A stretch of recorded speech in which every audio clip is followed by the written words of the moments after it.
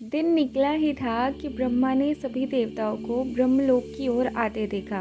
उनके प्रवेश करते ही ब्रह्मा मुस्कुराए, किंतु अगले ही पल उन्हें तनाव महसूस होने लगा।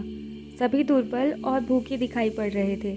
उनके चेहरों पर चमक नहीं थी और शरीर में मांस से ज़्यादा हड्डियां दिख रही थी। ब्रह्मा के कारण पूछने पर देवताओं ने बताया कि उनके पास खाने को कुछ नहीं था। मैं समझा नहीं, खाने को कुछ नहीं है? भूलोक पर पृथ्वी मनुष्यों को भोजन प्रदान कर रही है। उन्हें किसी तरह का परिश्रम नहीं करना पड़ता, क्योंकि धरती से उन्हें फल और कंदमूल मिल जाते हैं। किंतु यहाँ स्वर्ग में हमारे पास खाने को कुछ नहीं है। हम अपना निर्वाह कैसे करें? यज्ञों के माध्यम से, ब्रह्मा ने उत्तर दिया। वेदों में यह निर्दिष्ट है कि जब मनुष्य पृथ्वी पर यज्ञ करते हैं तो वे देवताओं के मुख कहे जाने वाले अग्निदेव के माध्यम से प्रसाद अर्पित करते हैं। अग्नि में दी आहुतियाँ सीधे आप तक पहुँचती हैं। इसके बदले में आप मनुष्यों को वरदान और आशीर्वाद प्रदान करते हैं। यज्ञ ऊर्जा के आदान प्रदान का माध्यम है, जिससे सभी को लाभ मिलता है। यह सहजीविता का साधन है, जो देवताओं और मनुष्यों दोनों को पोषित करता है। यह तो हम जानते हैं, इंद्रदेव ने कहा।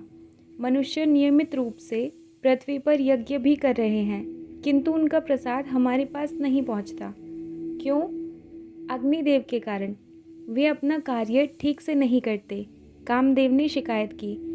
अग्निदेव ने आगे आकर हाथ जोड़कर कहा, मैं वास्तव में दोषी हूँ परमपिता। मैं मनुष्य द्वारा चढ़ाए गए प्रसाद का भक्षण तो कर सकता हूँ, किंतु उसे देवताओं तक पहुँचाने में असमर्थ हूँ। मुझे वह कला नहीं आती, इसलिए देवता मेरे कारण भूखे हैं। बताइए मैं क्या करूं? ब्रह्मा हैरान थे।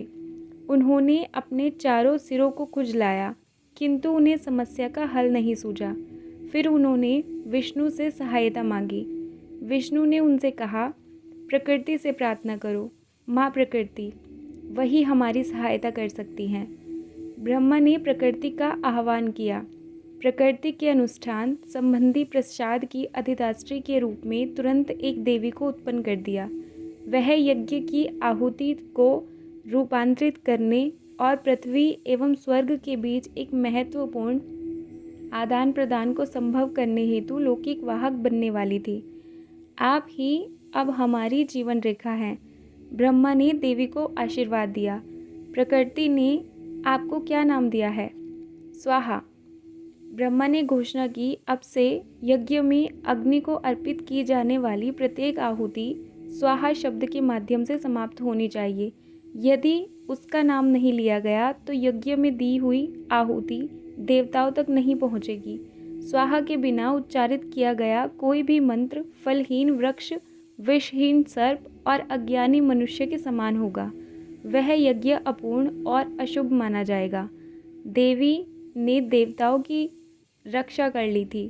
ब्रह्मा ने अग्निदेव का विवाह स्वाहा से कर दिया और दोनों सदा के लिए एक हो गए।